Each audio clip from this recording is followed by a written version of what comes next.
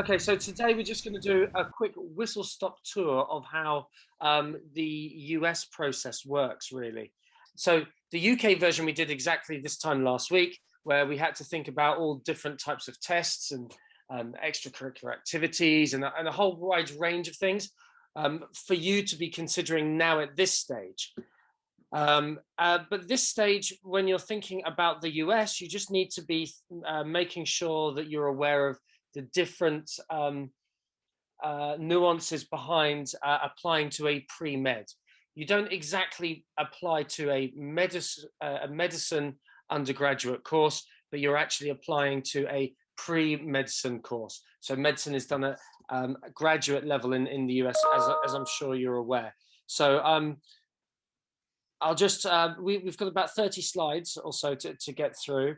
All right. And all of this information will be found on the PSL page. So before we go any further, let me just show you where that is, because the PSL page is an invaluable resource, the go-to place for you for everything to do with medicine and thinking about applications.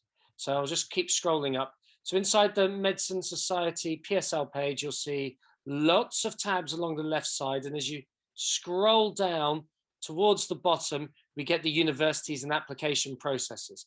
We have the US process, the UK university information, European universities, medicine, dentistry, and veterinary sciences, Canadian healthcare, biological science courses, foundation and other routes, pathways into medicine, Caribbean medicine schools, and then finally our sessions for 2021, our recorded sessions. So this session will be placed in that tab there.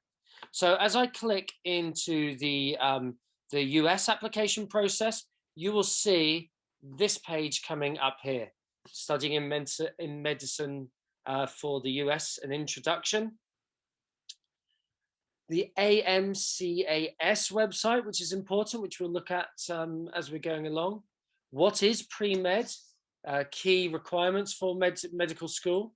What type of classes you need to do in your undergraduate course in order to best prepare for you to apply at graduate level. Testing for the end of undergraduate level, a course called the MCAT. Different courses to choose from. So we'll look at what should I choose as a pre-med course as well. Okay, and a whole range of other information as well as all of the courses, all of the colleges in the US that actually offer some kind of pre-med track or courses that could be considered good preparation for pre-med. And that list goes on, as you can see, scrolling through very quickly there. So that is basically what we'll be looking at today. Okay, so I've put that in the form of a presentation. So unlike the UK, studying medicine in the USA is only available as a postgraduate option. So you can start a medicine program after you complete a 4-year pre-med degree in a subjects like biology, chemistry, or neuroscience. But it could be another subject as well, which we'll kind of address a little bit later on. So this degree will help prepare you for what we call the MCAT, which is the Medical College Admissions Test. Okay, and this is required to get into medical school. If you want to find out if you think that you're suited for studying medicine or medicine abroad, take this little quiz here. You'll find this link inside and alongside all of the links that you see today. So you can see that the MCAT is a link there because it's blue and underlined. And you can see there's a quiz that's underlined and blue. So all of these are taken direct from that PSL page, okay, that you can click on and follow each of these links. So here there are about 172 medical schools in the US, which offer either a MD, which is a Doctor of Medicine, or a Doctor of Osteopathic Medicine, which is a DO degree. So there are lots to choose from, but I've just added in the kind of the top 10 that I've chosen based on their medical research, okay? Now, remember, when you're applying to medicine, it's a highly competitive field. So don't be expecting to necessarily, get into one of these places, because it is very highly competitive. But it's worth kind of sharing to show you the top ones. Okay, so just so you're aware of what's out there. Now, I'm aware that this slide's got lots of text on it. Okay, so let me just change the way I view the screen. Okay, so we're just going to look at the general kind of entry requirements for medicine to the US. Now, they do differ according to different medical schools. So it's really important that you do double check with those individual schools themselves on their websites. But this is what we say the graduate level is what we're talking about here, the graduate courses. Okay, we'll kind of move back into pre-med in a second. So all US medical schools require you to have finished that 4-year pre-med undergraduate degree in a relevant subject and require you to demonstrate your scientific knowledge in areas like biology and chemistry and organic chemistry. So that's why they require you to take some biology or chemistry programs. But these programs can actually be taken while you're doing a non-subject, a science subject, okay? So the biology and the chemistry programs that are integrated in whatever course that you do, it helps you prepare for the MCAT, which is that exam that you do at the end of your undergraduate course. So, for example, the UC, University of California, requires that their medicine candidates study general chemistry for at least 1 year with a lab, organic chemistry for a minimum of 2 quarters, physics for 1 year with a lab, and general biology for a minimum of 1 year with a lab. And that includes studying zoology of some description.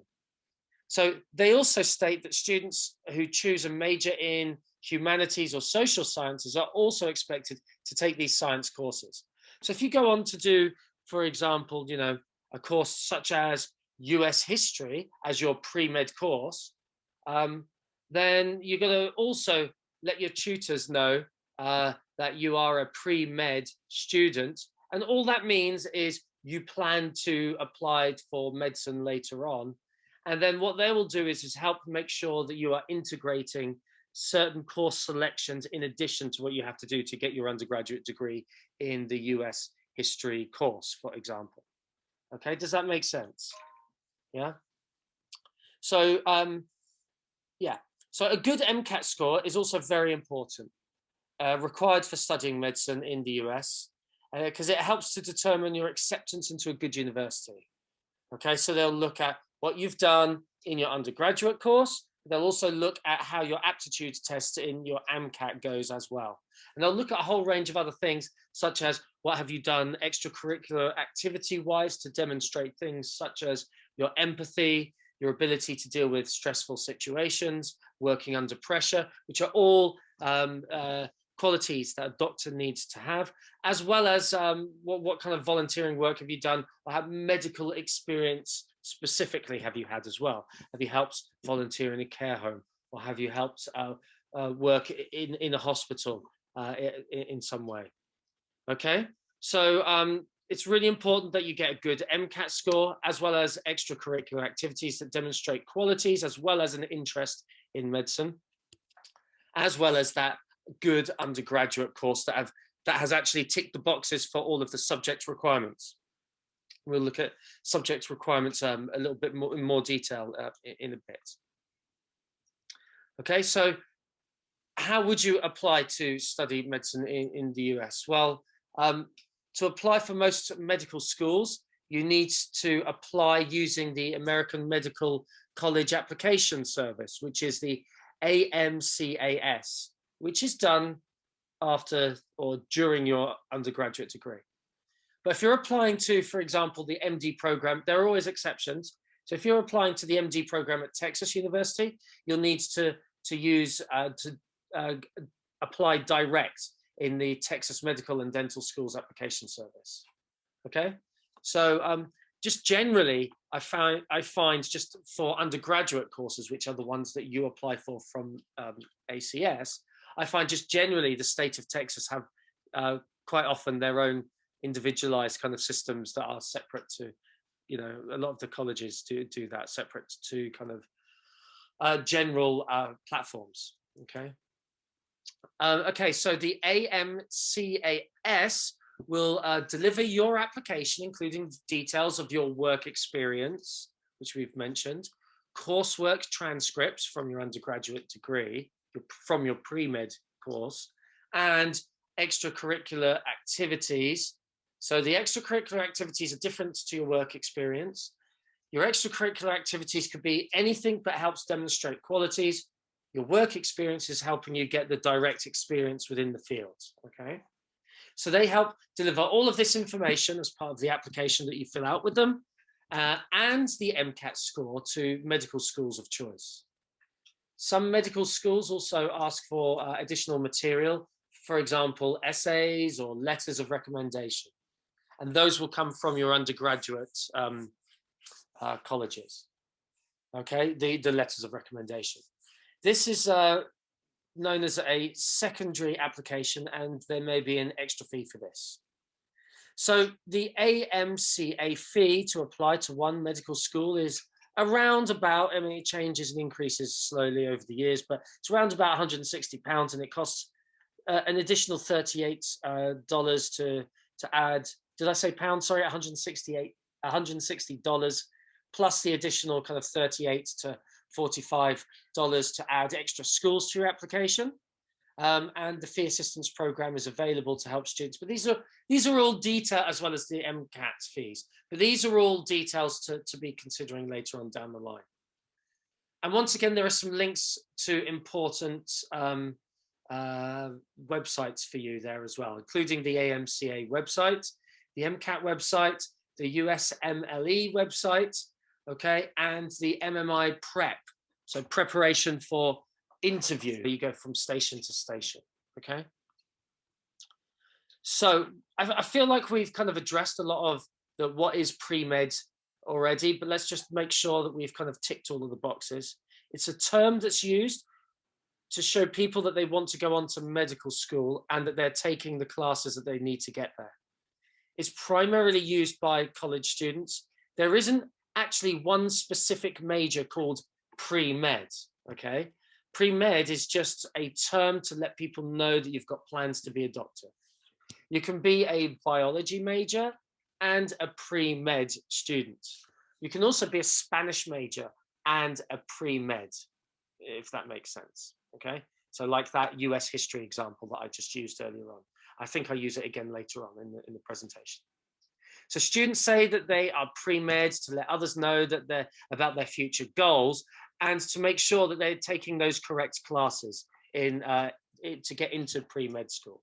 So if you tell your advisor, like I've said before, that you're a biology major, he or she will be focusing on making sure that you get all the requirements for that major completed.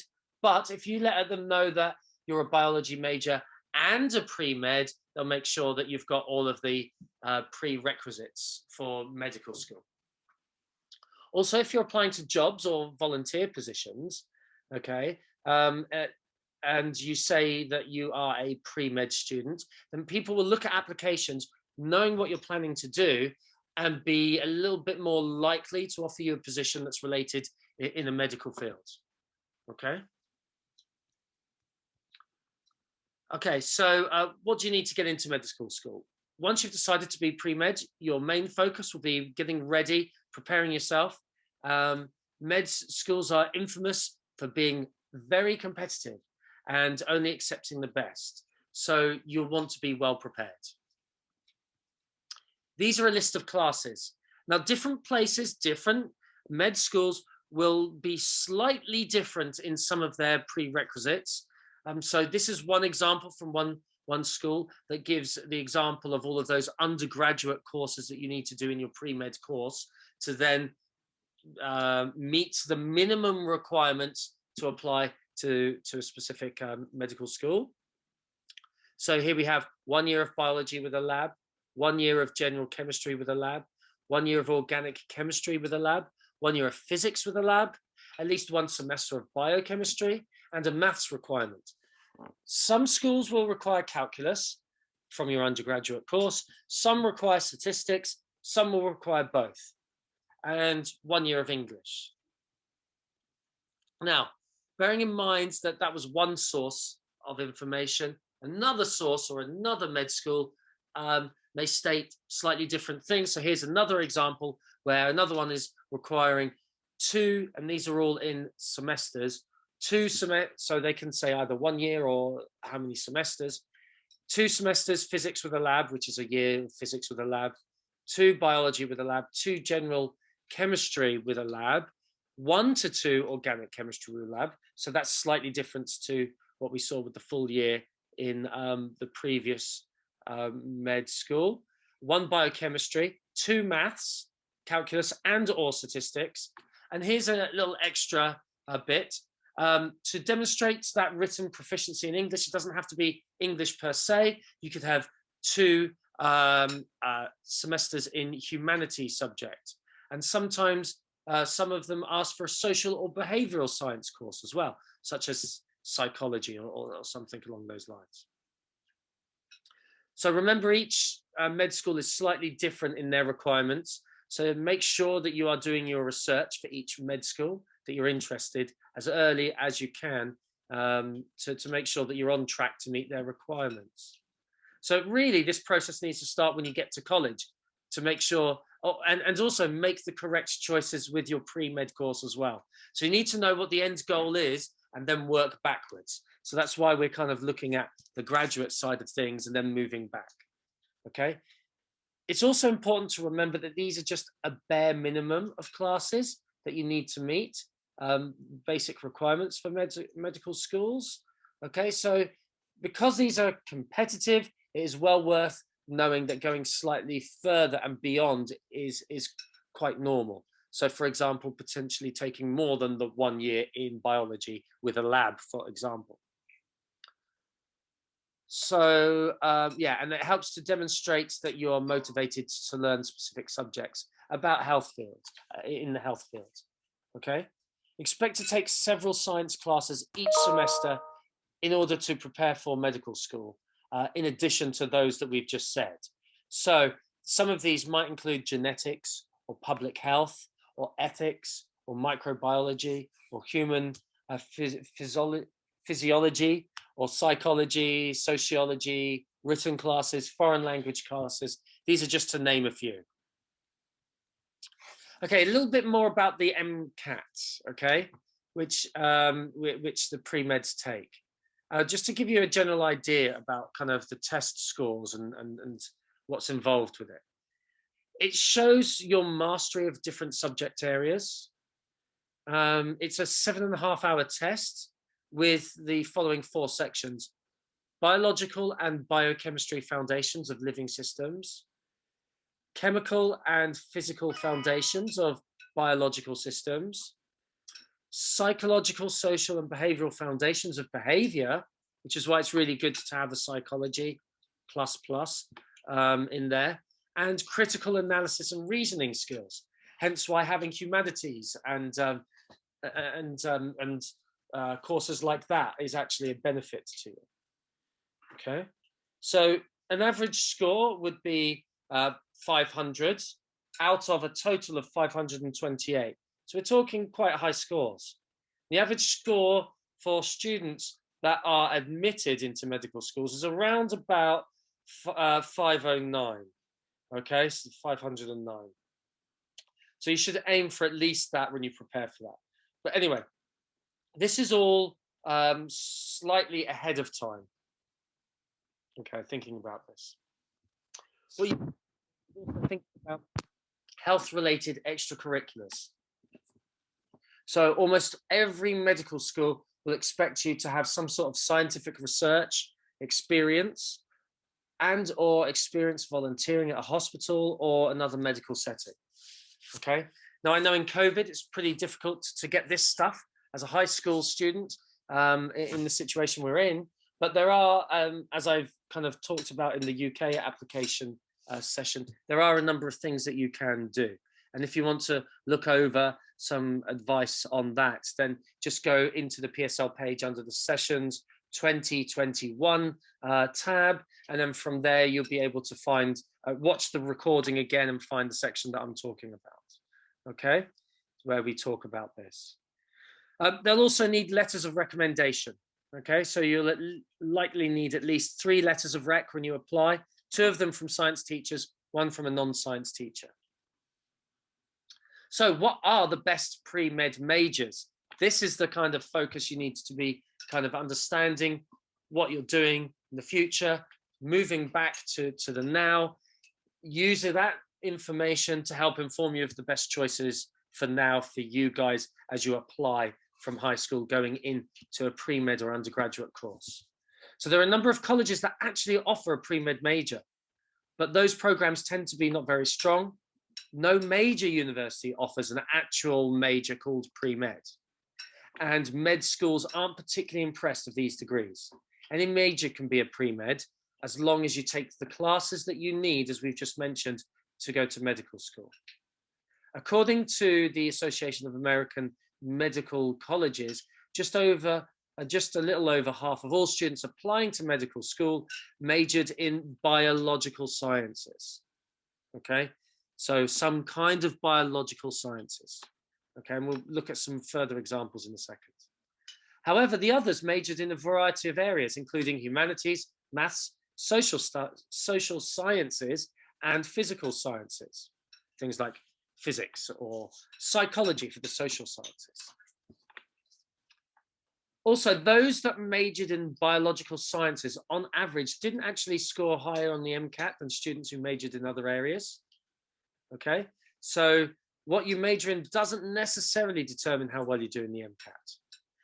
Choose a major that you are interested in and think you can do well in while completing all of the pre-med requirements.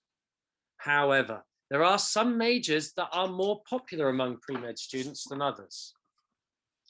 So these are considered the best because they match closest with the pre-med requirements. If you remember, we were talking about courses that are required to be done for that graduate entry to a medical school. Well, these courses help set students up very well for them, the ones that are listed, and we've got the next page to go as well. Okay, so it makes it easier for you to meet the pre-med requirements, ensures that you get a good solid background in subjects that doctors need to be masters in.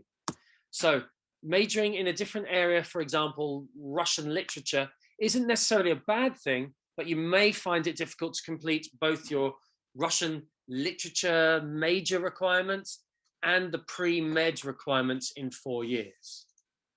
Okay, so I would say the unofficial pre-med major, the one that the majority of people go for, is human biology.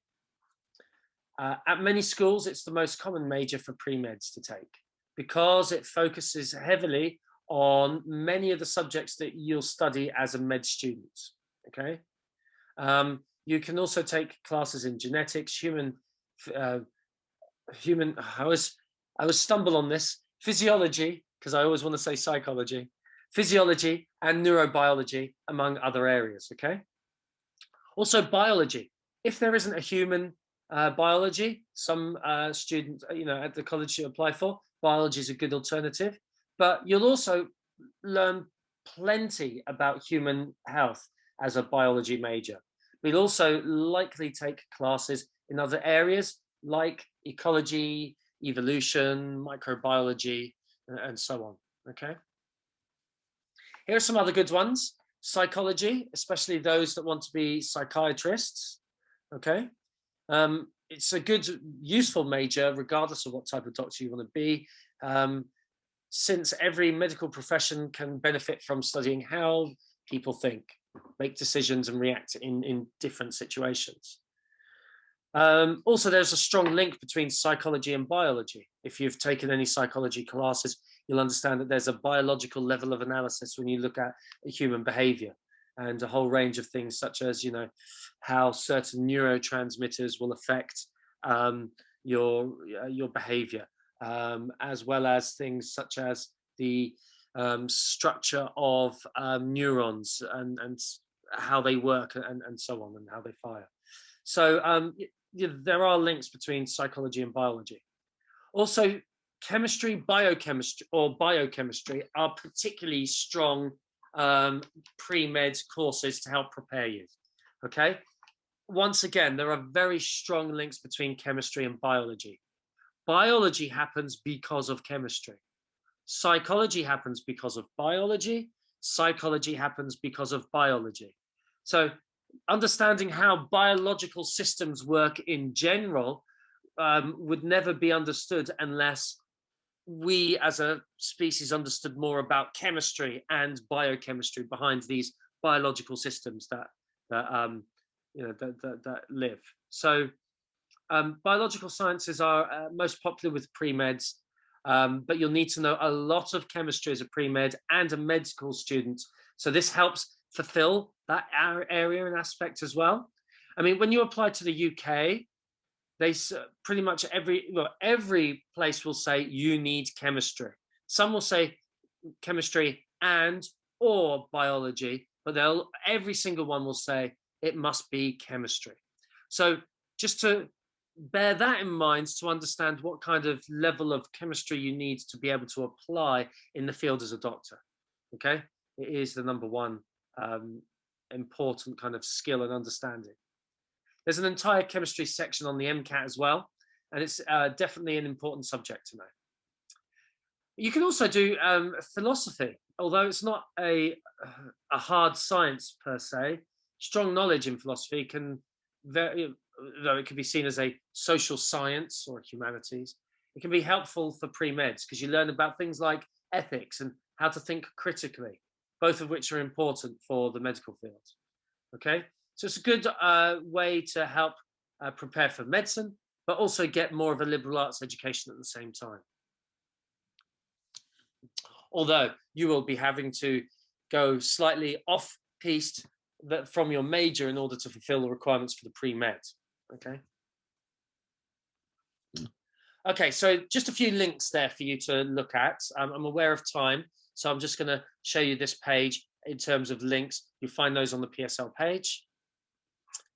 And just a quick kind of talk of, should pre-meds major in STEM? Oh, by the way, if you've got a class at 10:30, please feel free to go.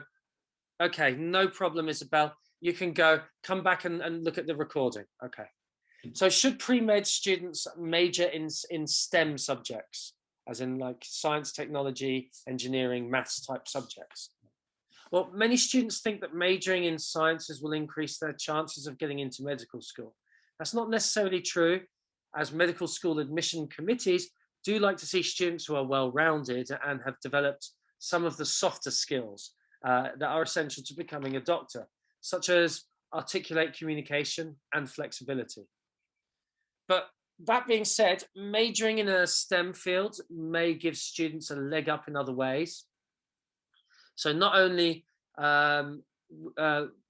major listed on an applicant's transcript, while the major is listed on the transcript, a student's performance on the MCAT is one of the most important factors. So a student that, it can be also argued the other way, that a student that that majors in a subject covered in the MCAT has a slight advantage, okay? Like chemistry, you don't have to start from chemistry from scratch, in effect, okay? So it can be argued both ways. Those that do biology don't necessarily do better in biology than majors of non-STEM subjects, but then again, it can also be argued that some find the chemistry better or easier if they major in chemistry, right? So they'll have to do less studying on that topic. We generally find that students that are really interested in going into medicine will spend that additional time, even if they're doing a different major in a non-STEM subject, to study that science subject that they need to be tested on in the MCAT anyway, okay? So that's why you see that slight kind of concepts there, with some don't necessarily do better if that's their major. Another reason to major in STEM subjects is to simplify your course choices and your course load. So there are usually at least 12 prerequisites, a lot of extra classes to fit in if you're majoring in a different subject like US history. But that being said, students should major in what most enjoy studying. So if you've got a passion in a specific subject, and if it happens to be a non-STEM subject as a passion, then you can try to fuse that passion into your medical career in a kind of unexpected or creative way. So for example, a former music major may have been able to study and incorporate a link between music and healing in their medical work. Okay, does that make sense? So here are some things that you could do to help increase your chances of getting into medical school. Take classes that highlight your strengths in STEM subjects, okay? As we've kind of talked about quite a lot. So at the high school level, AP Biology, AP Chemistry, okay? And also doing this, it helps to do something called advanced credit. So when you get to your pre-med course, there are certain subjects that you may not need to actually do in biology or chemistry because you've got what we call an advanced credit or an advanced standing. So that basically means you've met the requirements for a first year course. That's what AP does. It kind of meets some requirements because it is designed as a first year course for graduates, undergraduate level. Okay, and the same can be said for some IB courses as well, like an HL IB biology or an HL IB chemistry. Do extracurricular activities that involve science. Coming to the Medical and Healthcare Society is actually a good example of that you can add to your applications, okay? But also you can do other STEM related projects and a whole range of other things, which we can cover later on in another session in more detail. Okay, I'll just keep clicking on for now. Now, what colleges offer pre-med track? I'm not going to read all of these. You can find this list in the PSL page. This is just one page on this slide with 5 columns. Here's another page with 3 columns. So the point is there are a lot of places that offer pre-med, okay? So make sure you're doing your research on what's out there. As you consider all the pre-med tracks out there, also take a look at your own profile as an applicant, your own priorities in choosing a school. You're looking for a place of best fit, a culture of a university that you would like to be in and be a part of for the next 4 years of your life. So making sure that what they have available and what you are looking for and making sure that those fit is really important, because if that happens, then you are going to more likely engage much more fully in the 4 years that you're in there, and so therefore you'll get a lot more back out from the experience of college. Okay, so that's important to make sure you reflect upon what's important to you in your priorities as you look at where you're going to apply. Too many students get wound up in big names rather than thoughtful consideration of their own priorities, and ultimately you should be most interested in schools that are a best fit for you personally. And then by doing that, you will then get more out of the experience, as I've said. Looking at things like admission statistics, the freshman class profile, and things like the geographical location, the cost, student resources, all of these things can help refine your college list, alongside using BridgeU and looking at the preference section in profile. So you develop a profile in BridgeU, and then that helps to kind of give a preference fit with universities and colleges in the list of colleges that they kind of suggest to you based on what you put into the profile, okay? So I'm just going to kind of quickly talk about what the MCAT is, okay? So if you are pushed for time, now would be a good time. But this is basically, about 5 slides or 6 slides on me just kind of giving you a kind of like a general idea of what the MCAT is. although it is the thing that you do at the end of the undergraduate. Okay, so as I've said, yeah. So, but if you if you need to go, that's fine. Just a few more minutes to go as well. The medical college admissions test is what the MCAT is short for. Okay, it's an exam used not only in the US but also Canadian medical schools as well to apply for that graduate course, and you need to prepare for it as well in a designated test center. And there's multiple choice questions. As I've said before, it takes about 7.5 hours. There's also time at the beginning and during the test as well. So it will take overall like a full-on kind of day that is longer than 7.5 hours. It tests your basic knowledge on scientific concepts, but your critical thinking, problem solving, and writing skills too, like we've looked at already.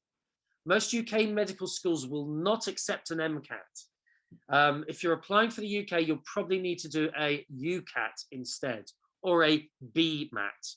Okay, most places require UCAT in the UK. 7 medical schools require a BMAT in the UK. Those are done for high school students. Okay, but the UCAT and the BMAT. The MCAT though is for undergraduate. Virtually all medical schools in the US and many in Canada require you to take this for the application. In Canada, there are a few schools that don't need the MCAT, but they do have slightly differing entry requirements and advice to applicants. So make sure you check with the individual schools that you're applying to. Each medical school will also use your MCAT scores slightly differently. So for example, some schools weigh all sets of scores up equally. So it's this section, that section, that section of equal importance. Okay, but some will, whereas some will just take an overall average. So if you're unsure about the admissions process, contact the medical schools themselves. We'll do some research first and then come to them with specific questions that go beyond what you can find in a website. So if you want to apply to medical school, for example, in the year 2025, just as an example, as that graduate, then you need to take the test in the preceding year, the year before, during your last year of study in undergraduate year. So 2024 would be the year that you apply for it, for a 2025 graduate medicine entry. Okay. There are a range of different test dates throughout the year, so you can select the date that fits you the best. It can be taken 3 times in a single testing year. This is unlike the UCAT and the BMAT for the UK. The UCAT and the BMAT in the UK only allow you to take it once per year. The MCAT allows you to take it 3 times in 1 year, or up to 4 times in 2 years, or up to 7 times overall in a total lifetime. So that's your complete maximum.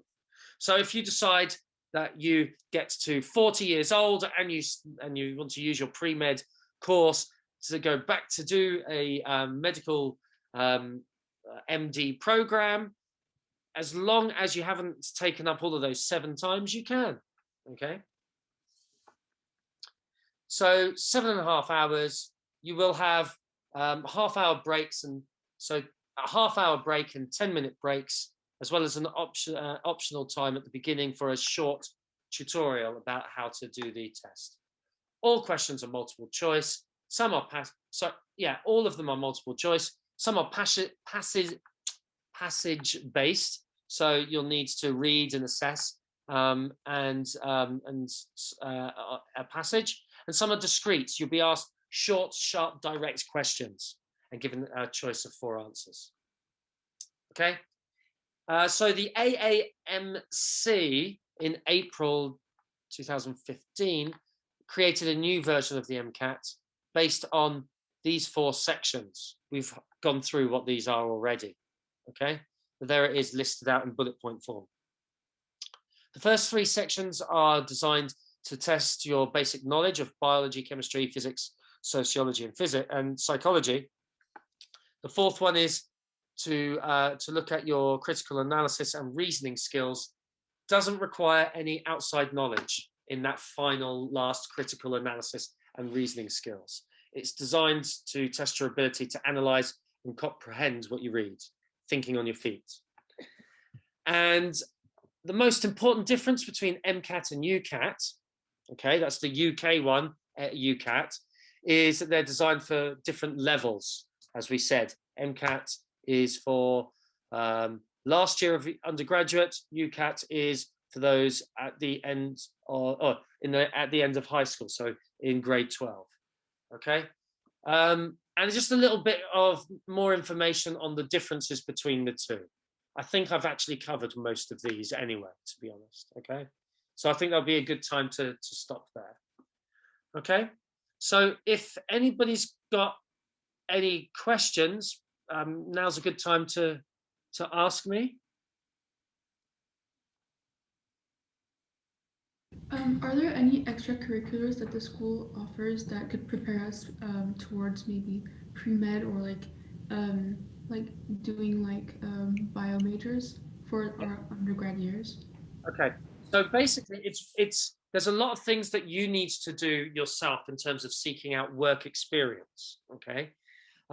So things, but we do this basically, okay, as a club society.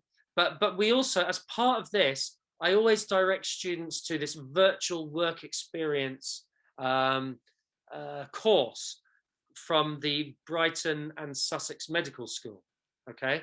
And so that's what I was referring to before about some things that you can do to help prepare yourself in the COVID environment.